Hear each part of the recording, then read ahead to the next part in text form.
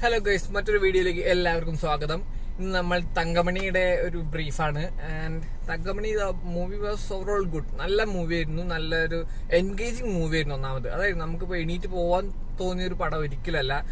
എന്തുകൊണ്ടും മുന്നേ ബാന്ദ്ര പോലെയുള്ള പടത്തിനെക്കാട് എന്തുകൊണ്ടും നല്ലൊരു പടമായിരുന്നു.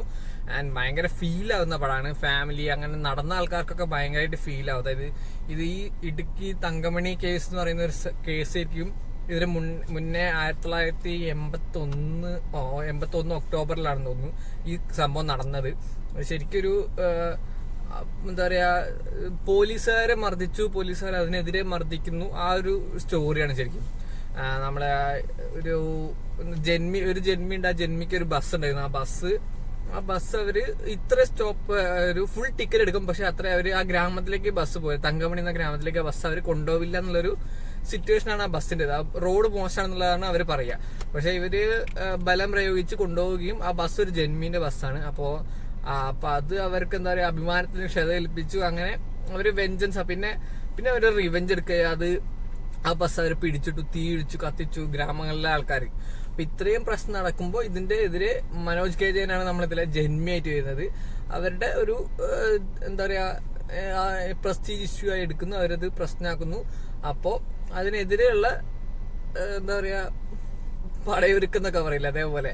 അപ്പൊ അവര് ആ ഗ്രാമത്തിൽ പോയിട്ട് പണ്ട് അതേപോലെ പോലീസുകാര് അവിടെ ഫുള്ള് തീ വെച്ച് നശിപ്പിച്ചു. പുരുഷന്മാരെല്ലാരും ഭയങ്കരമായിട്ട് ഉപദ്രവിച്ചു, സ്ത്രീകളെ മാനഭംഗപ്പെടുത്തി. ഇതൊക്കെയാണ് സ്റ്റോറി വരുന്നത്. അപ്പോ അതിന്റെ ഈ ഒരു മാനഭംഗപ്പെടുത്തിയതിൽ ദിലീപിന്റെ ഫാമിലി ഉണ്ട്. ആ ഫാമിലിയിൽ അനുഭവപ്പെട്ട കാര്യങ്ങളാണ് ഈ സിനിമയിലൂടെ നമ്മൾ ഇന്ന് കണ്ടത്. ആൻഡ് ശരിക്കും എല്ലാവരും പോയി കാണണം. ഇങ്ങനത്തെ ഒരു കേസ് നമ്മുടെ നാട്ടിൽ നടന്നു, നമ്മുടെ ഇടുക്കി എന്ന ജില്ലയിൽ നടന്നു എന്ന് തന്നെ നമ്മൾ ഈ സിനിമ കാണുമ്പോഴാണ് ഇങ്ങനെയൊക്കെ അറിയുന്നത്. ഭയങ്കര ബ്രൂട്ടൽ എന്ന് പറഞ്ഞാൽ എക്സ്ട്രീം ബ്രൂട്ടലായിരുന്നു. നമുക്കിങ്ങനെ കാണാൻ പറ്റാത്തതായിരുന്നു. അത്രയ്ക്ക് എന്താ പറയാ, ഇങ്ങനെ ചോര തെറുക്കിയായിരുന്നു. പിന്നെ അത് ഇവിടെ പോലീസുകാരുടെ ഭാഗത്തുനിന്ന് ഗ്രാമത്തിലേക്ക്. അത് കഴിഞ്ഞിട്ട് ദിലീപിന്റെ പിന്നെ സെക്കൻഡ് ഹാഫ് വരെ നമുക്കൊരു നല്ല മൂവിയിൽ പോവായിരുന്നു. നല്ല മൂഡിൽ, ഒരു സ്ലോ പേസിൽ ഇങ്ങനെ ഒരു ഫാമിലി മൂഡിൽ ഇങ്ങനെ പോവായിരുന്നു. സെക്കൻഡ് ഹാഫ് കഴിഞ്ഞ പിന്നെ ഭയങ്കര ബ്രൂട്ടൽ റിവെഞ്ച് മോഡിലേക്ക് മാറി.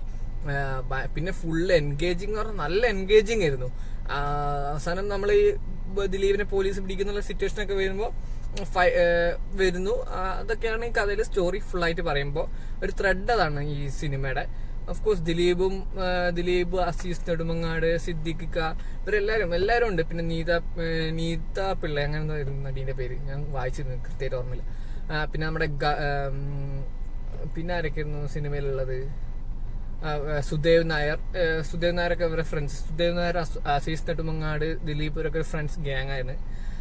ആൻഡ് ഇതൊക്കെയാണ് ആ സിനിമയിലെ കാസ്റ്റ്. ആൻഡ് രതീഷ് രംഗനാഥൻ അടിപൊളിയായിരുന്നു. ഡയറക്ഷന്റെ കാര്യമായാലും സ്ക്രിപ്റ്റാണ് ഒരു ഹാർട്ട് ഓഫ് എ ഫിലിം എന്ന് പറഞ്ഞാൽ സ്ക്രിപ്റ്റാണ്. അത് ഇതിൽ നന്നായിട്ടുണ്ട്. സ്ക്രിപ്റ്റിന്റെ ബലം അടിപൊളിയായിട്ട് ഈ സിനിമയിൽ നമുക്ക് കാണാം, ഈ സിനിമ കാണുമ്പോൾ.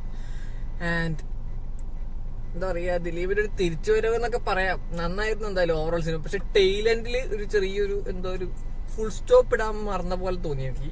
വേറെ പ്രശ്നമൊന്നുമില്ല. ബാക്കി ഓവറോൾ അടിപൊളി സിനിമയായിരുന്നു. എനിക്കൊരു 5ൽ നമുക്കൊരു 3.5 to 4 hours റേറ്റിംഗ് കൊടുക്കാം. കാണാം, നമുക്ക് ഏതായാലും പൈസ വേസ്റ്റ് ആവില്ല, അത്ര തന്നെ. And bye guys.